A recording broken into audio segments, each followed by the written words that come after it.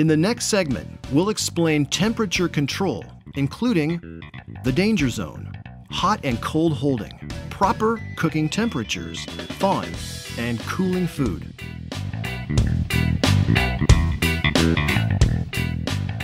Foods must be cooked and held at correct temperatures, and cooks must use a metal stem or digital thermometer to ensure that meat, poultry, seafood, and other cooked foods reach safe minimum internal temperatures.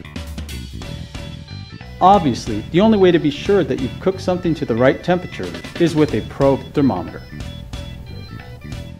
Remember, always hold cold foods at 41 degrees Fahrenheit or less. Always hold hot foods at 135 degrees Fahrenheit or above.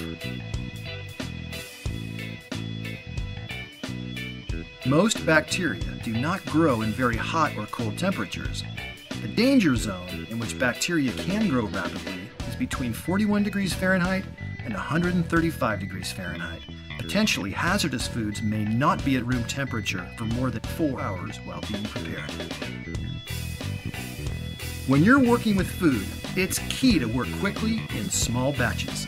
Keep the rest of the food you're not working with hot or cold, either below 41 degrees if it's cold, or above 135 degrees if it's hot food. If food has been left at room temperature for an unknown amount of time, throw it away. It could be unsafe to eat. Keeping hot foods hot, also known as hot holding, is important because cooking in itself does not kill all bacteria, and bacteria resumes growth if foods are allowed to drop into the temperature danger zone. To ensure temperature safety, steam tables, soup warmers, and other hot holding units must be turned on and heated up before hot food is put into them. Use thermometers to check the temperature of the food, and be sure to cover pans and stir food often to distribute heat evenly. And remember to never mix cold foods with cooked foods. Cold cooked food that needs to be reheated for hot holding must be heated to 165 degrees Fahrenheit for 15 seconds within 2 hours, before being put onto the steam table to be held at 135 degrees Fahrenheit.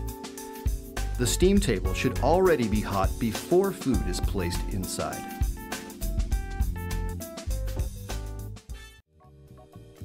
Temperature control is a strong defense against foodborne illness and injury, and cooking meats is no exception.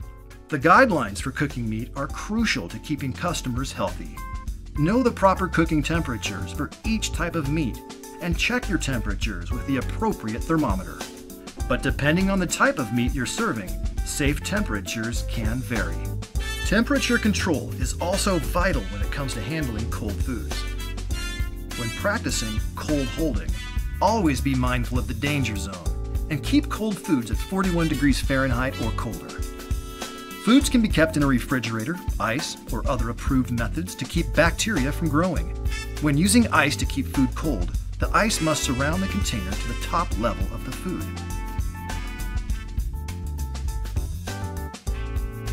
When you're thawing food, it's time to think about the danger zone again.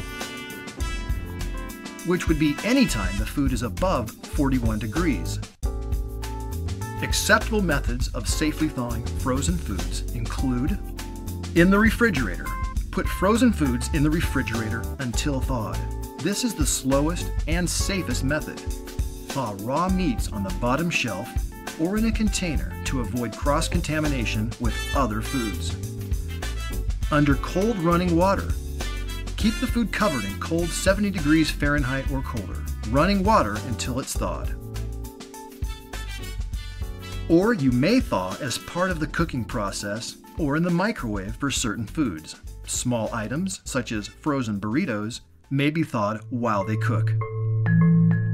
In addition to hot and cold holding, proper cooking temperature, and the correct thawing techniques, special care must be taken when cooling unserved leftovers or storing freshly cooked food, because bacteria can form quickly as food transitions through the temperature danger zone.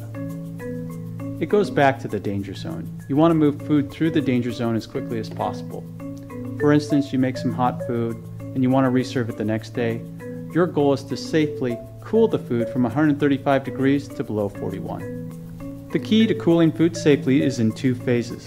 Cool hot food from 135 degrees Fahrenheit to 70 degrees Fahrenheit within 2 hours, and within a total of 6 hours from 135 degrees Fahrenheit to 41 degrees Fahrenheit. Improper cooling is a leading contributor to foodborne illness. We can't stress enough how important it is to please take cooling seriously. Move the food through the danger zone as quick as possible, because bacteria can produce toxins that are not destroyed by reheating temperatures. Cooling food is often the riskiest step in food preparation. Here's a quick outline on the facts of temperature control. The danger zone is between 41 degrees Fahrenheit and 135 degrees Fahrenheit. Food must not remain in the danger zone for longer than 4 hours. Hold cold foods at 41 degrees Fahrenheit or less. Hold hot foods at 135 degrees Fahrenheit or higher. Know the proper cooking temperatures for meats, poultry, and seafood, and use the correct probe thermometer. Follow the steps for safe thawing and cooling of food. Time now for a closer look at what we just learned. So far, we've covered 2 of the top 3 defenses against foodborne illness and injury. We showed you how health and hygiene provide a first line of protection from spreading contaminants in the food you serve. We outlined aspects of temperature control designed to keep food out of the danger zone and free from potential hazards.